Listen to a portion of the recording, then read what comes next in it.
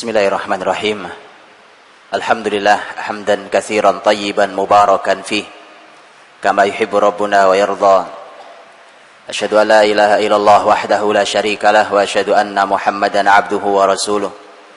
Allahumma salli wa sallim wa barik wa an'im ala sayyidina Muhammadin wa ala alihi wa sahbihi ajma'in. Ya ayyuhalladzina amanu taqullaha haqqa tuqatih wa la tamutunna illa wa antum muslimun. Amma ba'd.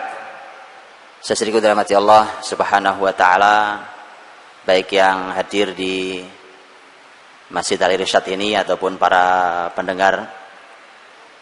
Alhamdulillah, satu hal yang membahagiakan ketika kita kumpul bersama di rumah Allah, yatluna kitaballah wa yatadarasuna, membaca ayat-ayat Allah dan bersama-sama kita belajar bersama-sama.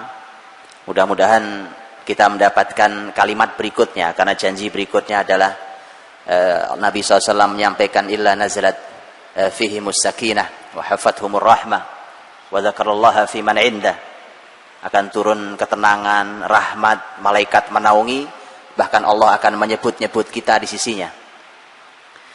Hadirin dirahmati Allah Subhanahu wa taala, tema pembahasan kita hari ini adalah tentang Nabiullah Yusuf alaihi salam yang dituturkan lengkap berurut dari awal, dari kecil sampai akhir, sampai berakhir, bahkan hampir berakhirnya kehidupan Nabi Yusuf alaihi salam.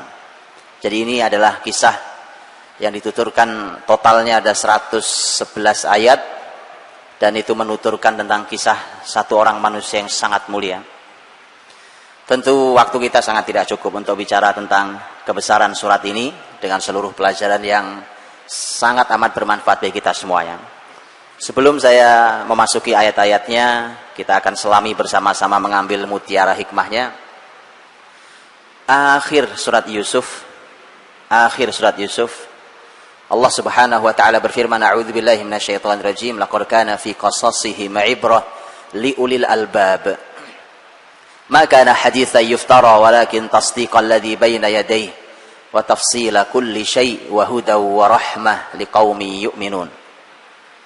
Sungguh pada kisah-kisah mereka terdapat ibrah, pelajaran bagi siapapun yang punya akal, mau memainkan akalnya, mau menggunakan nikmat akalnya. Ini bukan perkataan yang dibuat-buat, bukan perkataan yang diada-ada, bukan fiktif. Tapi ini untuk mengimani sesuatu yang telah lewat, menjelaskan dengan detail segala sesuatu sebagai petunjuk dan rahmat, kasih sayang dari Allah untuk orang-orang yang beriman. Saya ingin ayat ini, ayat penutup ini saya letakkan di depan. Ini menutup ayat, karena memang karakter ayat ini adalah bertutur dari awal sampai akhir. Baru kemudian di akhir Allah menyampaikan, ambil pelajarannya, karena di kisah-kisah mereka ada pelajarannya.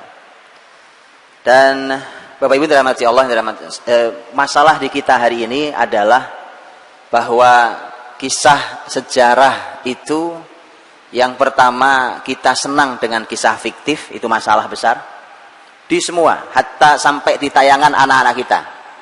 Padahal Quran mengajari kita maka haditsan yuftara. Ini bukan perkataan yang diada-ada, ini bukan kisah fiktif. Tidak ada kisah fiktif dalam Al-Quranul Karim.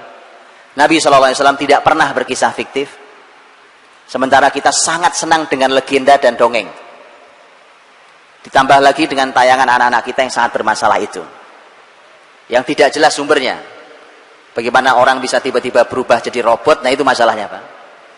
Tidak ada yang logis, tidak ada yang logis. Bahkan akhirnya anak-anak kita diajari hal yang jauh dari logika. Kalau ada kancil dialog sama harimau, ada dialog indahnya antar mereka berdua, itu anak cerdas akan bertanya, Pak, apa sempat itu dialog? Apa nggak dimakan itu kancil sama macannya? Itu anak cerdas. Tapi kalau anak yang dibodoh-bodohin, nanti jadi bodoh beneran, Pak. Jadi bodoh beneran.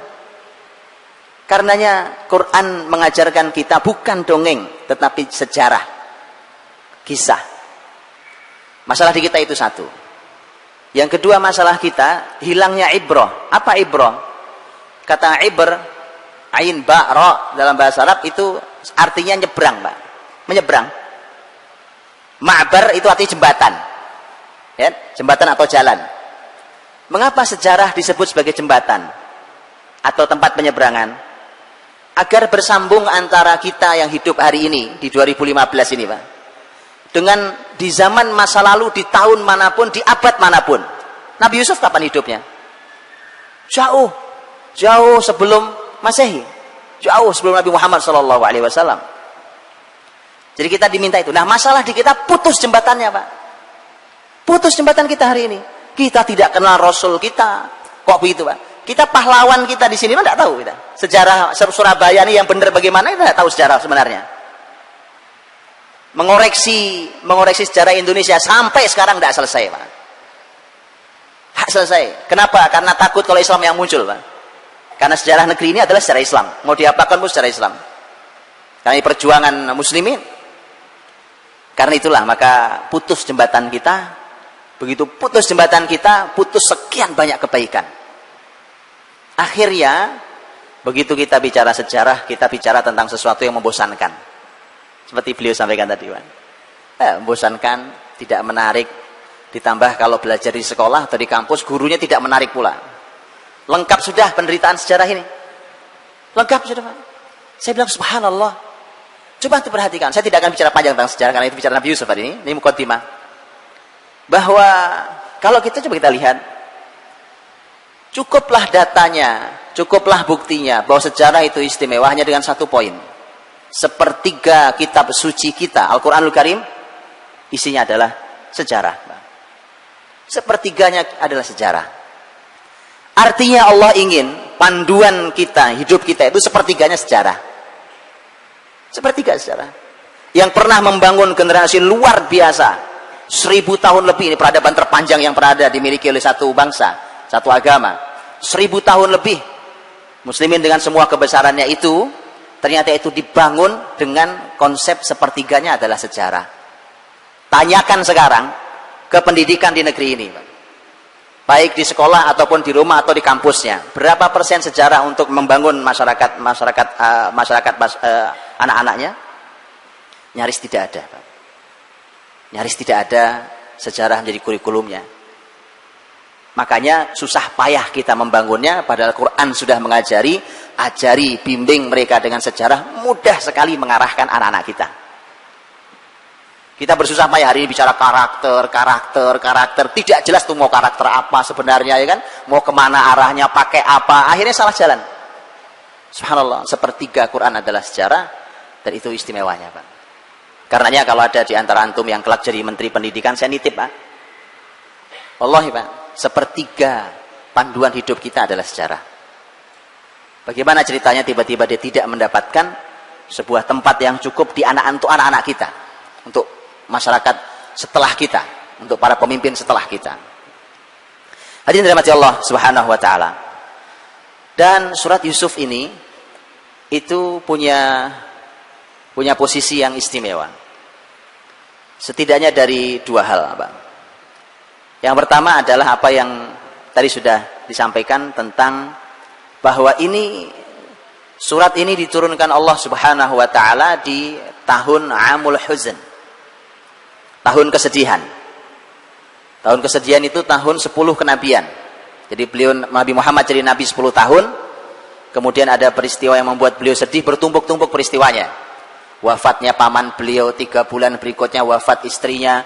Kemudian nanti itu bulan Ramadan, di bulan Syawal Nabi SAW nanti berupaya untuk mendakwahkan Islam, mencari lokasi karena Mekah tidak lagi kondusif, tidak bisa menerima Islam, akan naik ke Taif, jalan kaki, Pak. Jalan kaki lebih dari 70 km, jalan kaki naik gunung bersama dengan putra angkatnya Zaid bin Harithah, hanya berjalan kaki. Boleh dicoba, kalau mau belajar sejarah tolong dicoba, Pak. Jalan kaki 70 kilo. Baik, yang kita bayangkan begitu sampai tempat kan minum air es yang dingin, ya kan? Istirahat, tiduran, selonjoran. Itu kita bayangannya. Nabi sampai di Taif dilempari batu, Pak. Dilempari batu. Subhanallah. Masa itu kesedihan Nabi luar biasa. Kesedihan pamannya yang ternyata sampai akhir tidak mendapatkan hidayah, tidak mampu mengucap syahadatain. Istri tercinta yang luar biasa mendukung dakwah beliau, Khadijah radhiyallahu anha, meninggal. Nabi berdakwah di masyarakatnya, dilempari sampai Allah melihat nabinya perlu untuk ditawari agar diazab masyarakat Taif. Tapi kelapangan hati Nabi sallallahu alaihi wasallam telah teruji, Pak. Inilah orang yang lapang. Nabi teladan kita itu orang yang lapang, Pak. Jadi kalau ada orang hatinya sempit, susah memaafkan, itu memang bukan umat Muhammad SAW. Umat Nabi Muhammad itu umat yang sangat lapang hatinya. Kalau bicara pemaafan, tanya Rasul SAW, Pak. Bayangkan, Pak. Sudah jauh-jauh jalan dilempari. Malaikat 2 datang menawarkan, aku timpakan gunung sesuai dengan perintah Allah Subhanahu wa taala, kalau kau izinkan Muhammad. Kata Nabi, tidak. La. Kata Nabi Muhammad SAW, innahum qaumul la ya'lamun wa arju an yakhruja min aslabihim man ya'budullaha wahdah. Kata Nabi, tidak. Mereka umat yang tidak tahu. Kalau tahu saya tidak begini. Kalau saya tahu saya Nabi, mereka tidak perlakukan saya dengan cara ini. Mereka tidak tahu. Justru saya berharap kelak lahir dari tulang sulbi mereka generasi yang beribadah pada Allah Subhanahu wa taala. Nabi tidak pernah patah harapan, Pak. Bapak ibunya tidak bisa diajari, anaknya diculik, Pak. Dalam tanda kutip diculik, ya. Anaknya diambil diajari Islam. Dan benar, Taif itu baru masuk Islam kurang lebih 12 tahun pasca peristiwa ini. Satu generasi, bukan? Anak-anak kalau lahir di Taif usia 0 waktu itu, maka mereka baru masuk Islam, anak itu sudah umur 12 tahun. Artinya inilah, maka benar kalimat Nabi SAW. Dan Taif kemudian masuk Islam nanti tahun 9 Hijriah. Hadirin dirahmati Allah. Di masa sedih itulah turun surat Yusuf. Karenanya seorang ulama besar tabi'in, Atha bin Abi Rabah rahimahullah ta'ala, beliau mengatakan bahwa orang kalau sedang sedih membaca surat Yusuf, maka akan hilang kesedihannya. Boleh dicoba nanti, Pak. Nanti silakan dicoba baca surat Yusuf, sedihnya hilang apa enggak gitu, ya. Kalau enggak, ya berarti kita emang enggak paham. Karena saya seorang ahli tafsir, Atha bin Abi Rabah mengatakan itu. Baik, Bapak Ibu dirahmati Allah Subhanahu wa taala. Allah Subhanahu wa taala, ini yang pertama, tentang Allah memberikan kepada nabinya di masa-masa sulit surat ini. Berarti ini surat memberikan jawaban terhadap kesulitan yang sedang menimpa Rasulnya, sekaligus kalau orang sedih berarti dihibur. Karenanya kalau ada orang sedih, bahkan Nabi Muhammad pun perlu hiburan. Dan ternyata untuk lihat, hiburan paling efektif itu ternyata sejarah, Pak. 111 ayat isinya sejarah satu orang, Nabi Yusuf alaihissalam. Untuk apa?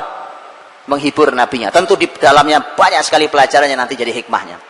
Yang kedua, mengapa surat ini menjadi istimewa adalah bahwa Nabi Muhammad SAW di sepanjang hidup beliau, dalam sejarah beliau itu, beliau sangat banyak mengambil, karena kesan yang luar biasa terhadap kisah ini, mengambil pelajaran dari surat Yusuf, bahkan menjadikannya sebagai kebijakan. Itu otomatis karena ini ayat, untuk kebijakan-kebijakan penting. Saya berikan contoh. Pak.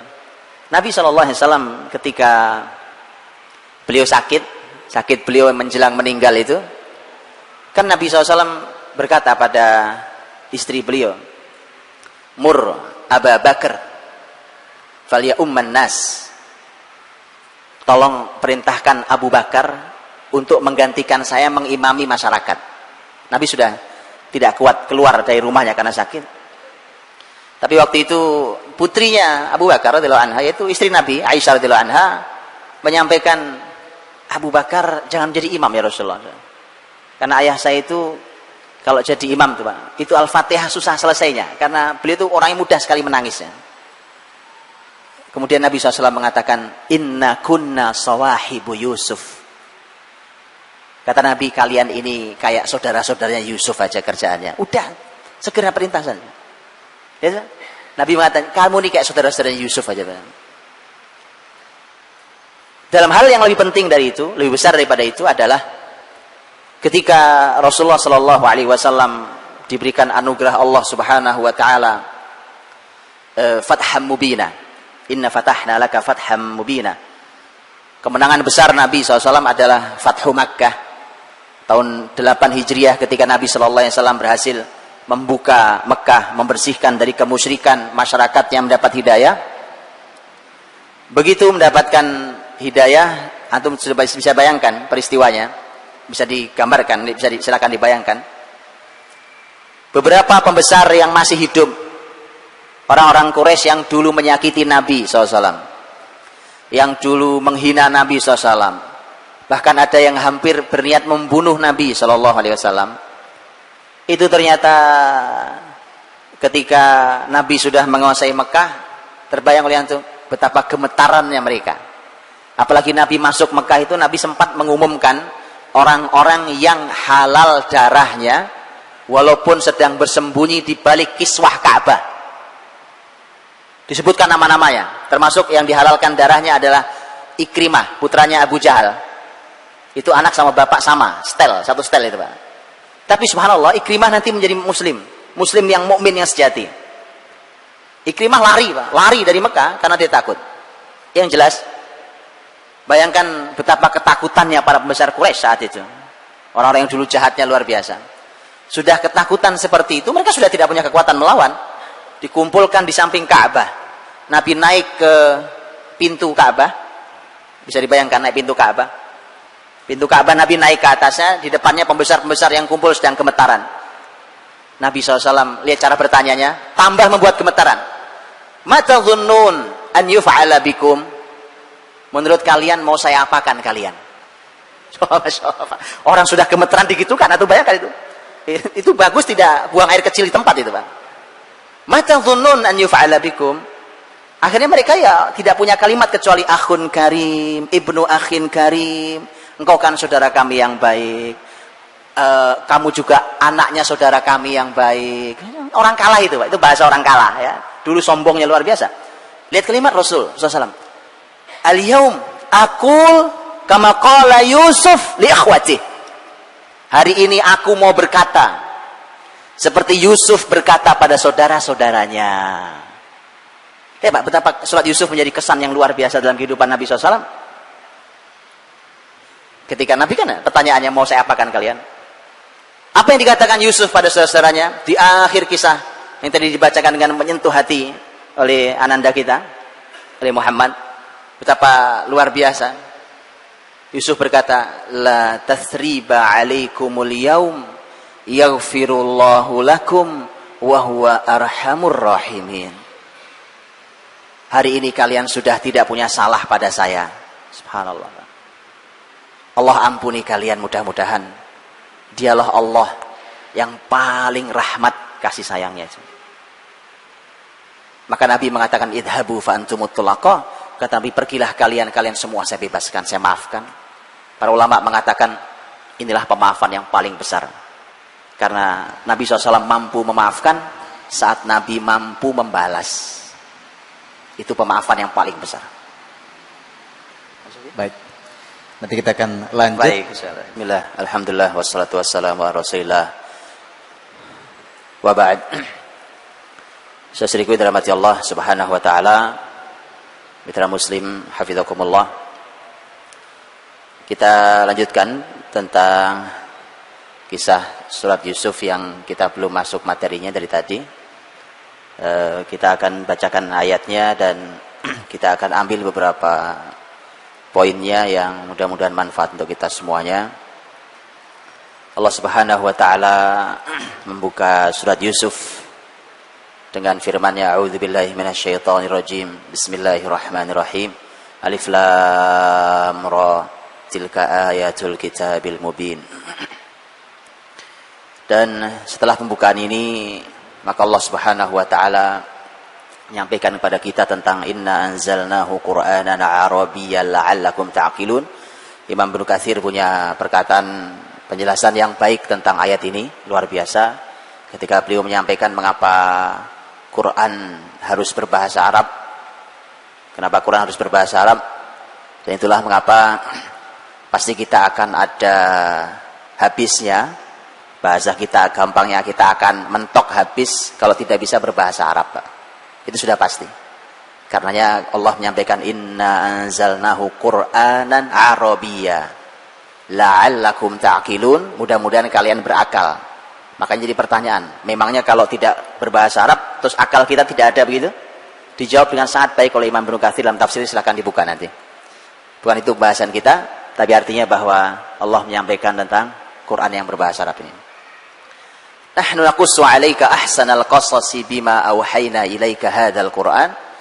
Tadi saya sudah katakan bahwa Allah menyebut Al-Quran ini adalah kisah-kisah pilihan ahsanal qasas, kisah-kisah terbaik. Karena ayat ini ada dalam surat Yusuf, maka kemudian dia memberikan sebuah sentuhan yang secara sangat khusus untuk kisah dalam surat Yusuf.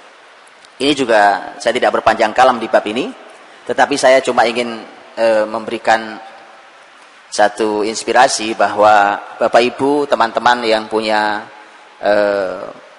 kemampuan meneliti, menggali, silahkan Pak, gali kisah-kisah dalam Quran dan buktikan dengan kata ahsanal qasas, bahwa dia kisah terbaik. Saya kasih contoh, saya berikan contoh. Saya dulu pernah berbincang dengan teman saya yang kuliahnya jurusan penyutradaraan film. Kalau orang film itu kan dia pasti akan bertutur, namanya orang film, apalagi dia sutradara, pasti dia akan mengawal penuturan yang sangat menarik. Saya katakan ke beliau, antum kan punya ilmu di bab itu, ujilah kisah Quran, terutama kisah surat Yusuf dari sisi ilmu Anda itu. Dan Anda akan sampai pada kesimpulan bahwa memang ini adalah ahsanal qasas. Kisah terbaik dari semua sudut, bukan cuma isinya. Sampai cara penuturannya, pilihannya, kalimatnya, klimaks kisah yang disampaikan, dan seterusnya. Dan itu perlu keahlian banyak orang, bukan hanya di dalam penuturan. Ini juga luar biasa. Barokah luar biasa kita gali ilmu Al-Quran ini.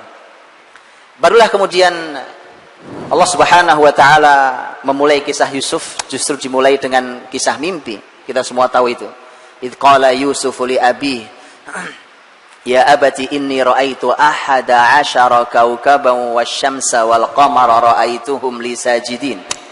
Ketika Yusuf berkata kepada ayahnya, ayahanda, saya bermimpi melihat ada 11 bintang, matahari dan bulan, semuanya bersujud pada saya. Ini Bapak Ibu dirahmati Allah, kisah Yusuf itu ternyata bermula dari mimpi. Kebesarannya Yusuf berasal juga dari mimpi, berakhir juga dengan memujinya Yusuf bahwa ini adalah hasil dari mimpi saya waktu kecil dulu. Artinya, anda lihat ini Pak, sepanjang hidup orang mulia, orang besar nih, karena Yusuf alaihissalam itu punya nasab luar biasa, sampai Nabi menyebutnya, Nabi Muhammad SAW menyebut Yusuf alaihissalam dengan sebutan Karim, Ibn Karim, Ibn Karim, Ibn Karim. Ini orang mulia, Karim, orang mulia. Bapaknya orang mulia, siapa? Nabi Ya'qub. Bapaknya orang mulia, siapa? Nabi Ishaq. Bapaknya orang mulia, Nabi Ibrahim alaihissalam. Ini orang tidak sembarang, Yusuf alaihissalam. Karena itulah maka ini kisah besar. Ternyata kisah sebesar Yusuf alaihissalam itu ternyata bermula dari mimpi, Pak. Dan subhanallah, Islam ini punya aturan syariat tentang mimpi. Cuma memang kita nyaris tidak pernah mendapatkan pelajarannya, betul ya? Nyaris kita tidak pernah mendapatkan kajian ustadz di masjid manapun tentang mimpi. Padahal kalau Bapak Ibu, bukan cuma zaman dahulu, zaman hari ini di negara-negara Timur Tengah itu mereka ada pakar-pakar mimpi, Pak. Tapi bukan dukun kayak di Indonesia. Di sini dukun, Pak. Nanya orang, apalagi kalau lewat SMS itu, ketik reks pasti mimpi, itu jelas dukun. Dijamin kalau itu, Pak. Itu orang main-main dan bahaya. Padahal dalam Islam punya syariat tentang mimpi itu. Tentu juga, Masya Allah, silakan dipelajari ya. Kita tidak cukup waktu untuk itu. Saya cuma kasih mukaddimah ringan. Mimpi itu saya cuma kasih 2 hadis Nabi SAW, Pak. Nabi SAW mengatakan, mimpi itu ada 3 jenis. Ini yang pertama, 3 jenis. Mimpi itu 3 jenis, Pak. Nanti silahkan kalau mimpi nanti malam silahkan ya, dianalisa mimpinya. Ini syariat ini. Ini syariat.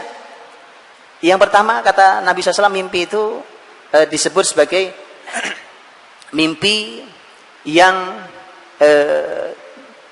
dia mimpi yang tidak, yang disebut dengan hadithun nafs. Hadithun nafs, ar-rajul yukallimu nafsah. Hadithun nafs itu artinya cuma keinginan jiwa, Pak.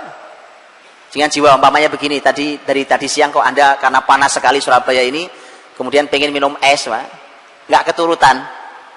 Malam mimpi minum es, itu cuma pengen, kalau itu tuh nggak ada tawilnya. Atau Anda pengen sekali jadi pejabat, terus tiba-tiba mimpi jadi pejabat, itu nggak ada artinya juga. Karena memang Anda pengen banget itu jadi pejabat ya. Itu haditsun nafs, cuma ungkapan jiwa orang yang terpendam terbawa dalam mimpi. Yang kedua yang juga tidak ada artinya adalah mimpi yang menyedihkan dan menakutkan. Itu mimpi dari setan. Karena setan itu sampai anak cucu Adam tidur saja itu diganggu, Pak. Jadi mimpi itu tidak mimpi yang dari setan itu pasti menyedihkan. Jadi kalau Anda mimpi sedih, begitu bangun kok sedih, atau takut, khawatir, takut, itu dari setan, itu tidak ada artinya. Tidak ada artinya. Bahkan Nabi mengatakan lam tadurruhu syai'. Mimpi itu tidak akan membahayakan Anda sama sekali, asal, ada asalnya. Asal Anda melakukan apa yang diajarkan Nabi. Mimpi itu kalau buruk Nabi memberikan panduan. Umpamanya kalau Anda terbangun malam hari karena ketakutan, karena gara-gara mimpi, maka Nabi meminta agar kita mengucap ta'awudz, a'udzubillahi minasyaitonirrajim. Kemudian kita diminta untuk meniup ke kiri 3 kali. Yanfuthu an yasarihi thalathan. Jadi meniup 3 kali. Kalau tidak cukup itu juga Nabi minta agar ganti posisi tidurnya. Tidak cukup juga kata Nabi bangun sholat 2 rakaat. Ini semua petunjuk Nabi SAW. Dan satu lagi, jangan ceritakan mimpi itu pada siapapun. Ini salahnya kita, Pak. Kalau mimpi dinaikkan statusnya. Ini fatal nih gara-gara kita tidak paham mimpi. Bahaya. Nabi sudah bilang jangan ceritakan pada siapapun mimpi buruk. Itu tidak ada artinya. Yang ketiga. Nah, ini Pak, yang ketiga nih. Yang ketiga ini mimpi yang baik. Bukan ungkapan jiwa, bukan menyedihkan dan menakutkan, mimpi yang baik. Yang ini ada artinya. Ini yang oleh Nabi disebut. Kata Nabi SAW, lam yabqa minan nubuwah illal mubasysyirat. Tidak ada yang tersisa dari kenabian ini. Begitu Rasul wafat kan sudah tidak ada kenabian lagi. Tidak ada yang tersisa kecuali al-mubasysyirat. Mubasysyirat artinya kabar gembira. Qalu wamal mubasysyirat ya Rasulullah. Para sahabat bertanya, apa itu mubasysyirat ya Rasulullah? Apa itu kabar gembira itu? Nabi mengatakan mimpinya orang beriman. Ar-ru'ya as-salihah, mimpi yang baik. Mimpi yang baik. Itu satu. Dan yang kedua yang ingin saya sampaikan, Bapak Ibu rahmati Allah, Nabi SAW bersabda dalam hadis yang sahih, bahkan diriwayatkan dalam Sahih Bukhari Muslim. Nabi mengatakan bahwa idza iqtarabaz zaman fala yakadu ru'yal mu'min yakdzib. Kalau zaman sudah makin dekat dengan kiamat, maka mimpi orang beriman nyaris tidak pernah salah. Lihat. Kalau ada orang, Masya Allah, orang beriman Bapak Ibu nih bermimpi, mimpi Anda tidak salah, Pak. Ini kalau mimpi yang baik tadi. Sayangnya di kita tidak ada yang ahli dalam bab ini. Harusnya ada yang ahli, Pak. Harusnya ada itu. Maka Bapak Ibu yang ahli Quran, ahli hadis, karena syarat untuk menjadi penakwil mimpi harus ahli Quran, ahli hadis, Pak. Kalau tidak pasti dukun. Ya, itu syaratnya memang gitu. Syaratnya harus ahli Quran. Ternyata kisah Yusuf alaihissalam juga bermula dari mimpi tidur. Mimpi tidur. Ini mimpi tidur. Inni ra'aitu ahada asyara kaukaba. Aku lihat 11 bintang, wahai ayah. Wasyams, 1 matahari. Wal qamar, 1 bulan. Semua ra'aituhum li sajidin. Semua sujud di hadapan saya. Nabi Yakub alaihissalam nabi, Pak. Punya ilmu dari Allah. Dan Nabi Yakub ahli dalam ta'wil mimpi. Seperti Nabi Muhammad SAW juga beliau menawil mimpi, Pak. Maka Nabi Yakub hanya mengatakan, karena saat bermimpi ini Yusuf masih kecil. Maka ayahnya cuma mengatakan, qala ya bunayya la taqsus ru'yaka ala ikhwatika fayakidu laka kaida. Nak, jangan kau ceritakan mimpimu pada saudara-saudaramu ya.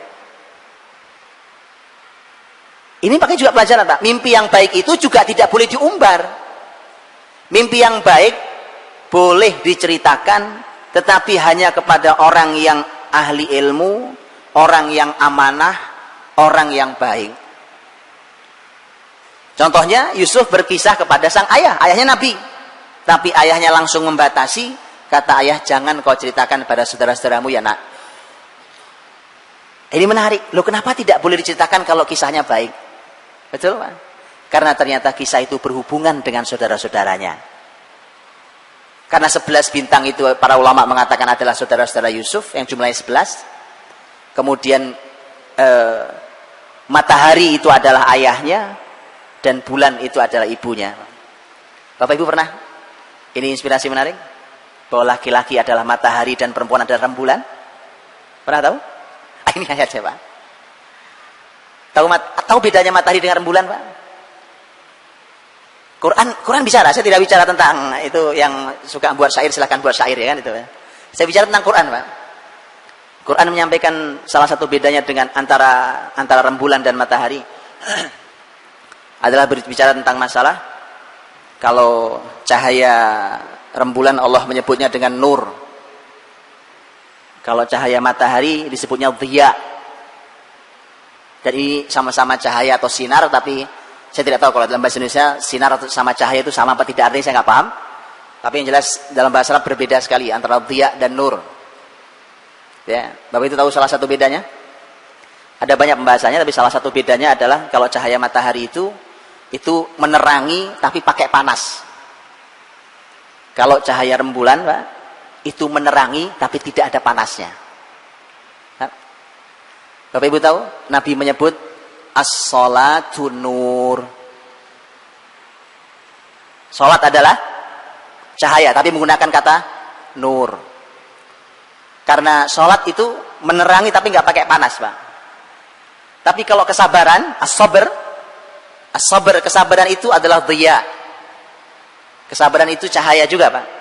Tapi pakai panas. Namanya orang sabar itu biasanya kena musibah itu panas, tapi dia tetap bercahaya. Ala kulin, yang jelas ini pembahasan itu tentang tema matahari bulan, pembahasan juga pembahasan sendiri. Tapi yang jelas bahwa kisah tentang Yusuf dimulai dengan mimpi. Dan Bapak Ibu dirahmati Allah Subhanahu wa taala, Al-Hasan Al-Basri rahimahullah taala, ini sebagaimana disampaikan oleh Ibnu Jarir At-Tabari dalam tafsirnya. Al-Hasan mengatakan bahwa jarak antara Yusuf hilang sampai bertemu lagi dengan ayahnya itu, Bapak Ibu kebayang berapa tahun? 80 tahun, Pak. Menurut Al-Hasan Al-Basri rahimahullah taala. 80 tahun. 80 tahun tidak berjumpa, Pak. Tapi Nabi Yakub alaihissalam tetap yakin Yusuf masih hidup. Ini bukan sekedar emosi rasa orang tua yang kehilangan anaknya, bukan, Pak. Yusuf yang hilang itu Yakub punya ilmunya. Bapak Ibu tahu sebabnya apa? Kenapa Nabi Yakub masih tetap yakin Yusuf masih ada? Saya tidak tahu di mana, tapi Yusuf ada. Yusuf masih hidup. Walaupun saudaranya kan sudah nangis-nangis kan? Waja'u abahum isya ayyabkun. Datang mereka ke bapaknya Isya begini, datang ke bapaknya nangis-nangis, mereka nangis beneran. Ini yang orang bilang air mata. Saya tidak tahu, Pak, buaya itu tertuduh gimana ceritanya, saya nggak paham. Datang Isya mereka setelah berbohong, Yusuf tidak mati, tidak meninggal, dinyatakan meninggal oleh mereka. Dan untuk menghadirkan bukti datangkan bajunya, ya kan? Datangkan bajunya. Wajah wa ala qamisihi bidamin kadzib. Bahkan bajunya dikasih darah, dilumuri darah untuk membuktikan benar Yusuf meninggal dimakan serigala. Inna dhahabna nastabiqu wa tarakna Yusuf 'inda mata'ina fa akalahu dzib. Kami tadi main ya, sambil nangis-nangis di mereka, kami tadi main, kemudian Yusuf dimakan serigala. Ya, seterusnya. Nabi Yusuf lihat kalimatnya, Pak. Qala bal sawwalat lakum anfusukum amra fasabrun jamil. Wallahul musta'anu ala ma tasifun. Kata Nabi Yakub sederhana, Pak. Ini cuma sesuatu yang kalian anggap baik dalam jiwa kalian. Kalimatnya simpel sekali, penuh makna, ya kan? Tapi Nabi Yakub juga tidak bisa berkata, tidak mau mengatakan bohong, kan? Nabi Yakub mengatakan ini cuma sesuatu yang kalian lakukan karena didorong oleh jiwa kalian, menurut kalian benar itu yang kalian lakukan itu. Fasabrun jamil. Kalau saya akan tetap sabar. Saya mah sabar saja. Sabrun jamil. Wallahul musta'anu ala ma tasifun. Minta tolongnya kepada Allah atas semua yang kalian sampaikan ini. Anaknya nggak paham kalimat ini, Pak. Dia pikir ini aman sudah. Dia tidak, subhanallah, Pak. Ini juga pelajaran ya. Kadang-kadang ini nabi, Pak. Ini anak nabi. Kadang-kadang anak nabi lupa kalau bapaknya nabi, Pak.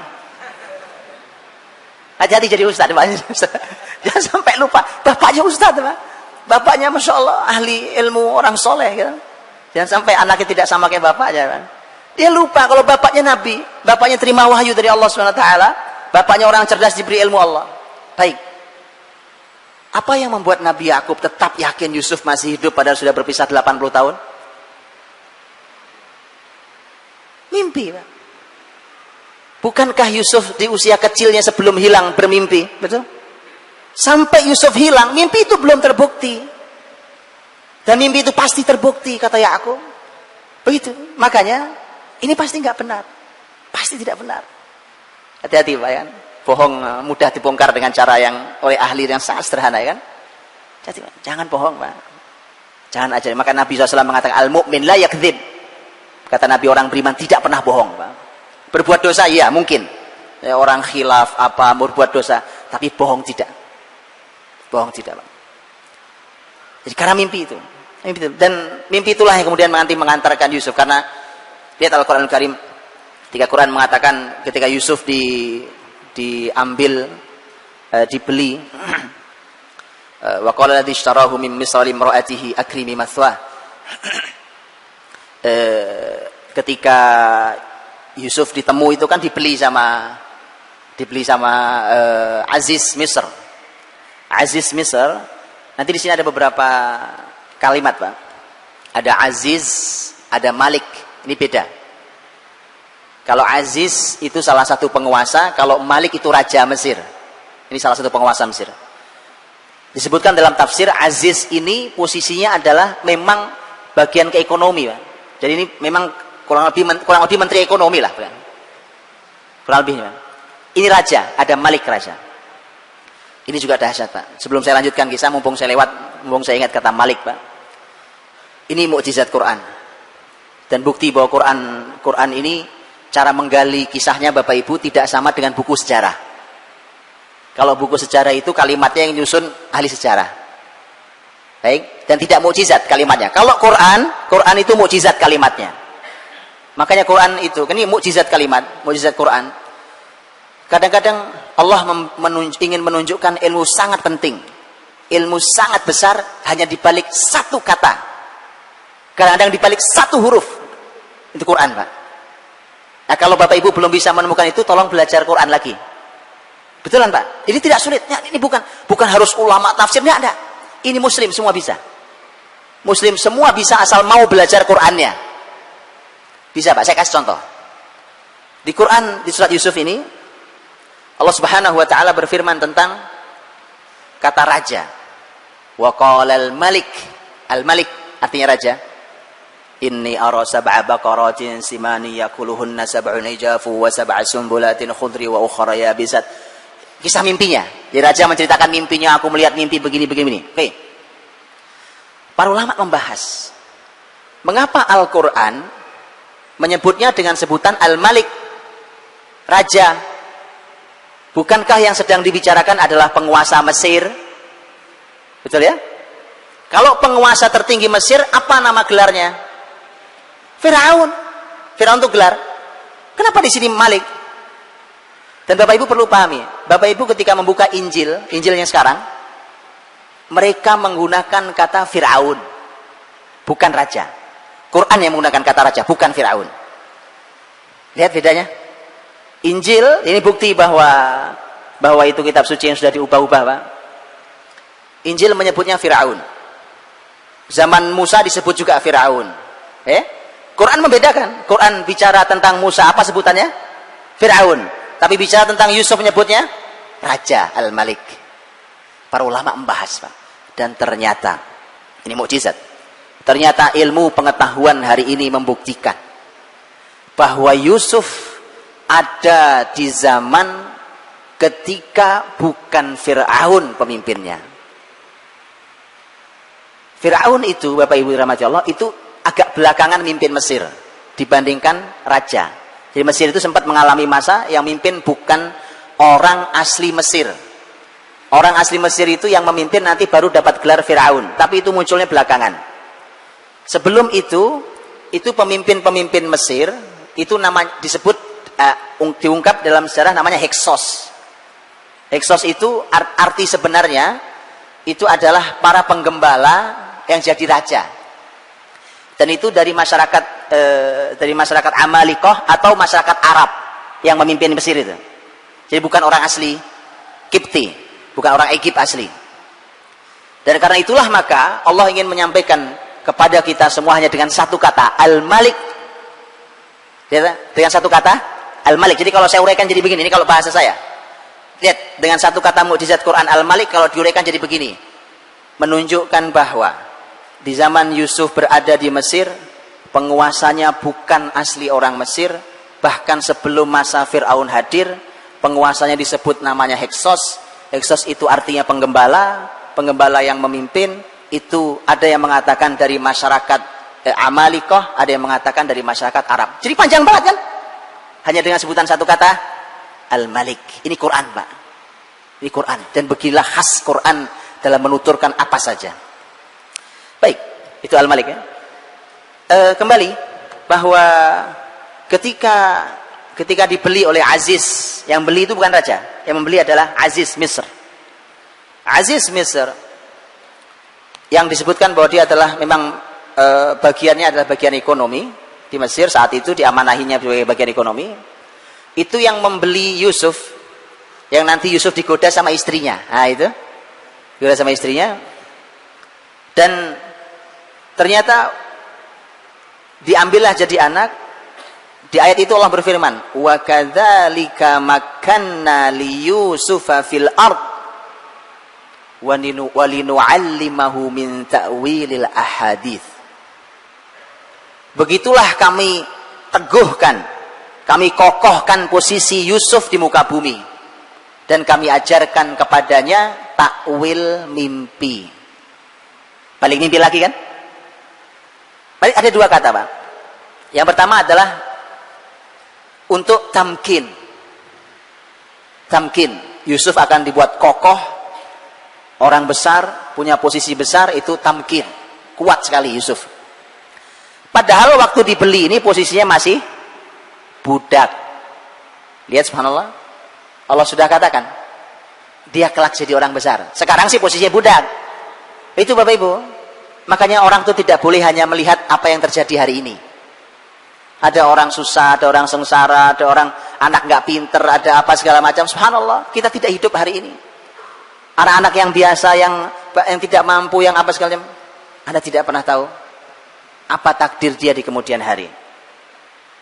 Dan kata tamkin itu Bapak Ibu rahmati Allah, nanti kalimat kata yang sama Allah berikan kalau Bapak Ibu membuka kisah Dzulqarnain dalam surat Al-Kahfi. Gitu ya? Dzulqarnain surat Al-Kahfi, di mana Allah Subhanahu wa taala menyampaikan tentang Dzulqarnain, inna makkanna lahu fil ard wa ja'alna lahu min kulli syai'in sababa. Kami berikan kepada Dzulqarnain tamkin. Jadi sama persis dengan kalimat Yusuf. Dan kami ajarkan kepada Dzulqarnain, kami berikan semua sebab. Semua sebab kami berikan. Artinya semua yang akan mengantarkan Dzulqarnain pada kebesarannya, Dzulqarnain semua punya. Yusuf alaihissalam, kalau dalam Yusuf, walinu'allimahu min ta'wilil ahadits. Kami ajarkan pada Yusuf takwil mimpi. Karena ternyata berawal dari takwil mimpilah Yusuf jadi tamkin. Jadi orang besar itu. Itu skill, Pak. Ya, itu keahlian. Keahlian. Dan kita semua tahu bagaimana mimpi, ya, mimpi Yusuf alaihissalam nanti bertemu dia di penjara. Faktornya kan di penjara itu, Pak. Di penjara itu dan seterusnya sampai nanti sang raja bermimpi pas lihat takdir Allah Subhanahu wa taala. Karenanya peganglah hadis ini hadis Nabi SAW, Pak. Ini pegang kuat hadis ini. I'malu fakullun muyassarun lima khuliqalah. Beramallah kalian. Yang penting orang itu beramal. Beramal itu kan berkarya, Pak. Melakukan kebaikan-kebaikan. Beramallah kalian. Semua akan dimudahkan menuju takdirnya. Tugas manusia adalah beramal, Pak. Masalah bahwa amal kebaikan. Ada orang bilang, itu mustahil lah, kamu tidak usah berhayal setinggi itu. Tidak ada itu. Tidak ada. Anda tidak tahu takdir saya. Betul? Kata Nabi, beramal. Nanti Allah mudahkan menuju takdirnya. Dan lihat subhanallah, kisah Yusuf adalah kisah ketika Allah ingin menunjukkan. Dan Quran mengatakan jelas dalam surah Yusuf, wallahu ghalibun ala amrih. Allah pasti akan melaksanakan urusannya. Karena ternyata Bapak Ibu jadi pelajaran mahal adalah, bukankah kalau diikuti perjalanan Yusuf dalam surat Yusuf itu isinya menyakitkan semua, betul Pak? Semua menyakitkan Pak. Saudaranya iri, diiriin saudara itu tidak enak Pak. Ya Allah, saudara-saudaranya iri kan. Sudah gitu ditipu sama saudaranya, diajak main ternyata dibuang ke sumur. Di sumur, ya Allah, di sumur Pak. Alhamdulillah ada pedagang lewat, rombongan dagang lewat, diambil. Alhamdulillah ada harapan baik, alhamdulillah diselamatkan orang. Kalau nggak bisa mati di dalam, diselamatkan orang. Dijual Pak, jadi budak. Subhanallah ya. Dari masalah muncul masalah, dari masalah datang masalah berikutnya. Yusuf alaihissalam. Begitu sampai budak, dijual, dibeli sama orang istana, orang kaya raya, orang terhormat di Mesir. Alhamdulillah nyaman, dijadikan anak. Coba, jadikan anak. Nyaman bukan? Ternyata kena fitnah, digodain istrinya. Coba, gara-gara itu masuk penjara. Subhanallah. Semuanya pahit Pak, hidup Yusuf dari depan pahit. Tapi Bapak Ibu, kalau tidak ada yang pahit, Yusuf tidak sampai ke Mesir. Betul? Padahal kebesaran Yusuf di mana? Di Mesir. Ambillah ini sebagai pelajaran mahal hari ini. Orang kalau hidupnya susah, masalah. Ya. Datang masalah, belum selesai muncul masalah berikutnya. Harapan sedikit mulai muncul, datang masalah berikutnya. Kenapa tidak kita mencoba memahami kisah Yusuf? Karena tadi Atha bin Abi Rabah rahimahullah mengatakan, kalau Anda baca Yusuf dalam keadaan sedih, selesai baca surat Yusuf Anda bahagia. Silakan itu Pak. Ambil itu pelajarannya. Anggaplah semua kesulitan ini, semua masalah kita ini, harga yang harus kita bayar hari ini untuk kebesaran yang kita tidak tahu di mana kebesaran itu nantinya. Baik. Jadi hilang sedihnya kan? Alhamdulillah. Enggak apa-apa ya Allah. Aku tahu di balik ini ada kebesaranku. Gitu. Enggak apa ya Allah. Kalau memang ini bayarannya, ini harganya, aku bayar ya Allah. Bismillah ya kan, sabar. Karena Nabi aku mengatakan fasabrun jamil. Kasus kisah Yusuf, yang sedih bukan cuma Yusuf Pak. Bapaknya sedih. Kita semua tahu sedihnya sampai buta. Wa biyaddat ainah. Sampai matanya buta. Dan ini menarik Pak, di kata wa biyaddat ainah, kata ibyad itu artinya sebenarnya putih Pak, bukan buta. Matanya bukan buta, matanya itu tapi terjemahnya buta, memang buta. Ibyaddat itu mata jadi memutih. Karenanya subhanallah, saya pernah baca penelitian wallahu alam, saya pernah baca penelitian seorang profesor kimia dari Mesir, Profesor Dr. Abdul Basit As-Sayyid, seingat saya Abdul Basit As-Sayyid.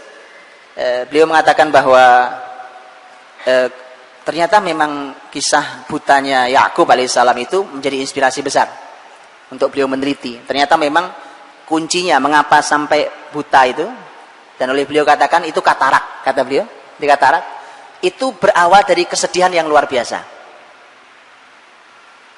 Karena wabiyaddat ainah minal huzni wa huwa kadhim. Huzn itu sedih, kadhim itu kesedihan campur marah itu Pak, yang dia tahan dalam dirinya. Jadi kesedihan itu kalau ditahan bertahun-tahun Pak, itu bisa buta matanya. Bisa menimbulkan efek pada matanya. Kapan kembali melihatnya? Dikasih baju Yusuf ya. Oh ya, karena begitu Yusuf tercium aroma Yusuf, tuh kan bener Yusuf ada ya kan? Yusuf ada. Kan kalau baju baru dicuci, Bapak Ibu, kalau baju baru dicuci, baju saya, baju beliau, baju Bapak Ibu sama aromanya, wangi. Bapak ya? Kalau itu sih tidak bisa dicirikan. Tapi Yusuf memberikan bajunya yang tentu ada aroma Yusuf. Nah, kalau bukan baju yang baru dicuci, Pak. Nah, aroma itulah kemudian subhanallah, ini juga pelajaran parenting buat kita, Pak. Bapak Ibu silahkan dicoba nanti, terutama para ayah nih, Pak, supaya tahu dekat enggak sama anaknya. Bapak-bapak umpamanya anaknya 3 atau 7 gitu ya anaknya. Bajunya digantung, Pak. Suruh nyiumin satu-satu, ini aroma siapa? Yakub itu, Pak, berhasil mendidik Yusuf karena kedekatannya pada Yusuf luar biasa. Hari ini kita berharap sukses mendidik anak, para ayah alasannya selalu sibuk sendiri. kerjaan lah, nyari uang lah, apalah yang lainnya. Dengan alasan itu dia tidak pernah akrab dengan anak-anaknya. Ya, makanya gitu Pak. Mudah-mudahan Allah berikan kita kesempatan waktu yang cukup untuk kita ini mendekat anak-anak kita, karena itu modal untuk menjadi mereka orang-orang besar kan. Ini takwil mimpi Yusuf. Ketika akhir kisahnya Yusuf, wa rafa'a abawaihi 'alal 'arsy wa kharru lahu sujada. Ketika ayah ibunya sudah datang, tentu ada khilaf tafsir, apakah ibunya betul ataukah bukan ibu, tapi dalam tafsir ada khilaf, ada perbedaan pendapat. Yang jelas kedua orang tua Yusuf didudukkan di singgasana Yusuf. Yusuf sudah jadi pembesar Mesir. Kemudian semua anak yang 12 semua sujud. Sujud di situ para ulama tafsir mengatakan ini syariat yang sudah dihapus. Ya, sudah dihapus. Dulu penghormatan paling mulia buat orang tua adalah sujud. Dulu. Sujud sempurna kayak kita sholat itu sudah tidak boleh lagi. Ya, birrul walidain ada syariat dalam Islam di ajaran Nabi Muhammad SAW. Ini dulu zaman Nabi Yakub, begitu penghormatan tinggi pada orang tuanya, dan Yusuf berkata, salah satu kalimat Yusuf, hadza ta'wilu ru'yaya min qabl. Ayah, inilah tafsir mimpiku yang dulu. Subhanallah Pak, ya. Lihat tuh. Jadi kisah ini cuma dari ujung ke ujung mimpi aja Pak isinya ini. Mimpi Pak. Mimpi tidur ya. Allah buktikan betul. Ini tafsir mimpi yang dulu ya. Baik, Bapak yang dirahmati Allah SWT. Di dalam kisah Yusuf juga ada banyak pelajaran lain. Saya berikan contoh pelajaran yang lain Bapak Ibu. Karena kisah ini berhubungan sangat erat juga dengan tema kekeluargaan, tema keluarga. Karena awalnya kan sebenarnya bahwa Yusuf kenapa sampai dibuang. Itu kan faktornya karena saudara-saudaranya iri pada Yusuf dan saudaranya Yusuf, adiknya Bunyamin. Mereka mengatakan bahwa la Yusufu wa akhuhu ahabbu ila abina minna wa nahnu usbah. Yusuf ini, jadi saudara-saudaranya yang 10 orang itu rapat Pak. Jadi rapat kok ya jelek ya. Jadi memang ada rapat jelek itu memang ya. Ini rapat Pak. Yusuf ini kata mereka dan saudaranya Bunyamin itu kok lebih dicintai ya sama ayah kita. Padahal kita ini kan jumlahnya lebih banyak. Jadi berdua, kita 10. Kenapa Yusuf lebih dicintai? Ini ada beberapa pelajaran yang disampaikan para ulama Pak. Bapak Ibu dirahmati Allah SWT. Lihatlah orang, kebanyakan tuh suka melihat kuantitas tidak kualitas Pak. Ini 10, ini cuma 2. Gitu? Mereka menganggap yang 10 ini mestinya harus lebih diperhatikan. Padahal Yakub punya tolak ukur kualitas. Betul kan? Dari 12 siapa yang jadi nabi? Yusuf saja. Maka pasti dia punya kualitas sejak kecil. Terlihat kualitas itu. Makanya seringkali orang hanya suka memandang masalah jumlah kita kan banyak. Kenapa? Ini bukan masalah jumlah. Bahkan Nabi Muhammad sudah mengatakan bal antum kuthur. Di hari akhir ketika muslimin kayak makanan di meja hidangan disantap musuh dari kanan kiri seperti hari ini, sahabat sampai heran, apakah kita sedikit ya Rasulullah? Kata Nabi, tidak. Justru jumlah kalian banyak sekali saat itu. Ini bukan masalah jumlah. Ini masalah kualitas orang. Dan kita diajari dalam sejarah Nabi Muhammad, Bapak Ibu dirahmati Allah, kita diajari bahwa dalam sejarah Nabi Muhammad SAW, nggak perlu banyak orang Pak untuk membuka sebuah kota. Ya kan? Modal Nabi di Mekah mengawalinya hanya dengan beberapa orang. Hanya ada Nabi Muhammad yang masuk Islam, istrinya Khadijah, anak-anaknya, kemudian anak angkatnya Zaid bin Haritha, teman paling akrabnya Abu Bakar, kemudian sepupunya yang diasuhnya yaitu Ali bin Abi Thalib. Modalnya cuma itu. Ternyata di Madinah, modal Nabi membuka Madinah sampai nanti Madinah menjadi pusat peradaban Islam juga cuma dengan 6 orang. 6 orang pertama yang masuk Islam yang mereka bergerak. 6 orang. yang setahun berikutnya muncul Bayat Aqabah 1. Artinya bahwa kita diajari dalam syariat memang jumlah itu buat muslimin biasa saja. Jumlah penting. Tapi jumlah itu bukan segala-galanya buat muslimin, Pak. Ini masalah kualitas. Banyak, tapi tidak berkualitas. Baik. Nah, Bapak Ibu dirahmati Allah SWT. Tapi ada pelajaran berikutnya yang penting adalah inilah ketika mereka salah memahami, Pak, maka berbahaya ketika di antara anak-anak kita muncul rasa tidak diperlakukan dengan sama. Itu bahaya. Dan Bapak Ibu lihat, begitu mereka sudah di rapat itu, mereka melontarkan permasalahan rapatnya bahwa yang sedang kita bahas adalah Yusuf dan saudaranya yang lebih dicintai oleh ayah kita. Itu masalahnya. Bapak Ibu tahu usulan pertama? Usulan pertama di rapat itu apa? Uqtulu Yusuf. Yaudah, bunuh aja Yusuf. Persis, ini persis sama dengan ayat di surat Al-A'raf. Persis sama. Berkisah tentang watlu alaihim naba abnai Adam. Dua anak Adam, Pak. Ya, ketika mereka id qarraba qurbanan fatuqabbala min ahadihima wa lam yutaqabbal minal akhar. Itu mereka masing-masing menghadiahkan korbannya, kemudian yang satu diterima Allah, yang satu ditolak oleh Allah.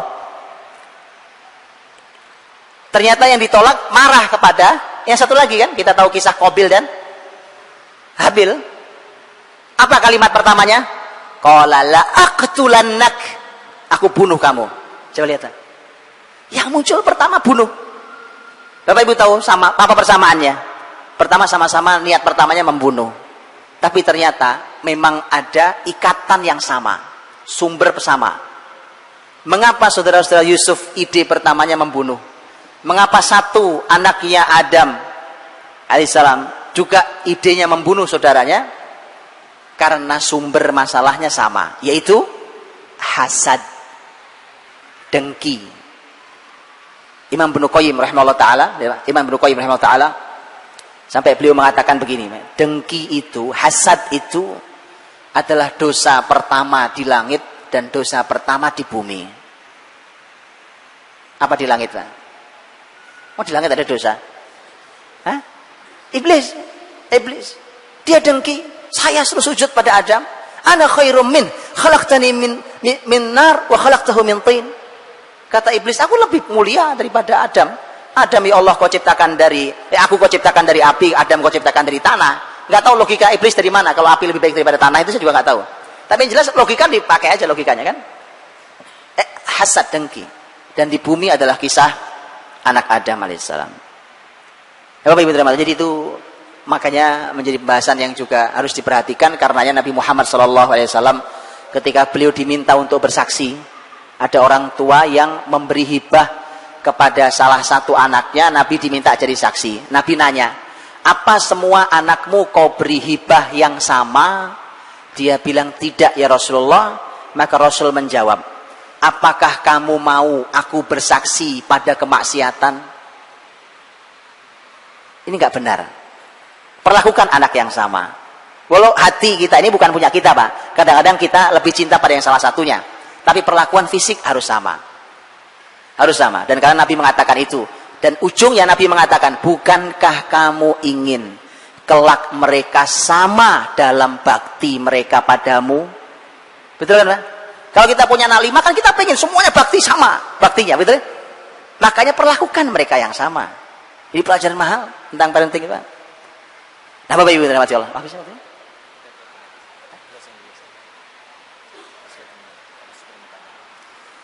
Tapi dirahmati Allah SWT. Itu menjadi pelajaran istimewa tentang berkeluarga, dan menjadi pelajaran berikutnya nanti tentang Masya Allah betapa penghormatannya juga sangat istimewa. Dan ketika kita melihat bagaimana kisah Yusuf alaihissalam, dan nanti Bapak Ibu bisa melihat juga ada poin-poin yang sangat penting ketika ini sebelum pindah ke beliau saya sampaikan ada satu kalimat bagus sekali, Pak. Bagus sekali kalimat ini. Yusuf alaihissalam itu masuk penjara gara-gara ketampanan wajahnya. Dan Yusuf keluar dari penjara karena ketampanan hatinya. Ya. Saya jelaskan sedikit, Pak. Apa yang buat Yusuf masuk penjara? Iya, Pak, karena terlalu ganteng. Ada antum jumpai gara-gara ganteng di penjara. Ini Yusuf ini. Hati-hati yang ganteng-ganteng ini, Pak. Ada penjara khusus orang-orang ganteng ini, masih repot. Yusuf alaihissalam di penjara karena itu. Karena ternyata semua inilah kisah panjangnya bagaimana Bapak Ibu semua tahu bagaimana wanita-wanita itu kumpul hanya untuk ini kan gara-gara tipu daya istri Aziz Misr itu. Ya, karena dia digunjing wa qala niswatun fil madinati imra'atul aziz turawidu fataha an nafsiha qad shaghafaha hubba. Jadi gunjingan. Jadi dari dulu itu ternyata mohon maaf ibu-ibu, ini disampaikan Quran bukan untuk membuka aib tetapi untuk menjadi pelajaran. Dari dulu memang perempuan kalau ngumpul suka gibah, Bu. Enggak, ini saya enggak betul, bukan. Ini Bapak Ibu, ini memang ini ayat begitu. Wa qala niswatun fil Madinah. Perempuan-perempuan di kota itu kumpul, itu membicarakan itu loh, istri penguasa kita masa godain pelayan laki-lakinya. Itu jadi omongan. Akhirnya namanya penguasa perempuan enggak mau kalah, Pak. Baik, diundang ke istana. Itu diundang ke istana, dikasih pisau sama buah itu kan dalam ayatnya. Sudah siap pisau buah, duduk ya dalam jamuan istana. Sang wanita berkata, wa qalati khruj alaihin. Yusuf keluar, Pak, jalan. Tuh, kebayang, Pak, kalau perempuan duduk di kanan kiri gitu, kira-kira kayak catwalk, Pak, jalan. Oh iya, ada jalan itu, Pak. Ukhruj alaihin. Yusuf keluar. Itu Yusuf keluar. Falamma ra'ainahu akbarnahu wa qatta'na aydiyahunna wa qulna hasya lillah ma hadza basyara in hadza illa malakun karim. Wanita-wanita itu begitu melihat Yusuf semua terkagum-kagum, ya kan? Kemudian setelah itu mereka mengatakan, ini sih bukan manusia. Ini malaikat, ini tampan begini. Bapak Ibu tahu apa tujuan perempuan tadi itu, penguasa Mesir menghadirkan itu? Mereka ngirisi tangannya sampai gak kerasa itu kan. Jadi kalau Bapak Ibu merasa ganteng, belum ganteng, Pak, kalau belum jadi obat bius. Loh itu ngiris sampai gak kerasa loh, Pak. Itu bius paling dahsyat itu, Pak. Ganteng, tampan sampai jadi itu. Makanya Nabi Muhammad mengatakan bahwa Yusuf syatral husn. Yusuf diberi separuh ketampanan itu kan. Yusuf alaihissalam. Dan ternyata memang ketika itulah maka sebenarnya perempuan itu ingin mengatakan begini pada perempuan lain. Ini perempuan-perempuan yang tadi ngirisi tangannya, dia cuma ingin berkata, kalian baru lihat sekali sudah ngirisi tangan. Aku loh tiap hari lihat dia. Betulan, Pak, ini jadi sampai jadi siksaan tersendiri ketampanannya. Baik, dan itu ternyata itulah yang menyebabkan nanti Yusuf, karena akhirnya perempuan itu mendeklarasikan, sudah nggak ada malunya, mendeklarasikan bahwa saya akan penjara dia kalau dia tidak turuti kemauan saya. Udah terlanjur ya. Maka Yusuf berdoa, qala rabbis sijnu ahabbu ilayya mimma yad'unani ilayhi. Ya Allah, penjara lebih aku cintai, lebih aku sukai daripada ajakan mereka. Subhanallah itu.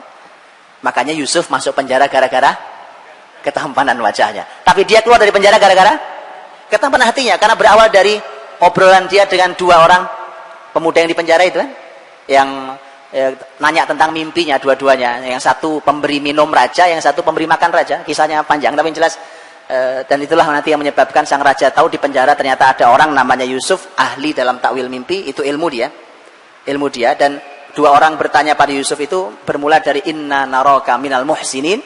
Kami melihatmu wahai Yusuf itu orang baik-baik, orang baik, hati yang baik. Dan karena itulah Yusuf dikeluarkan oleh Allah Subhanahu wa taala dari penjaranya. Wallahu a'lam bishawab.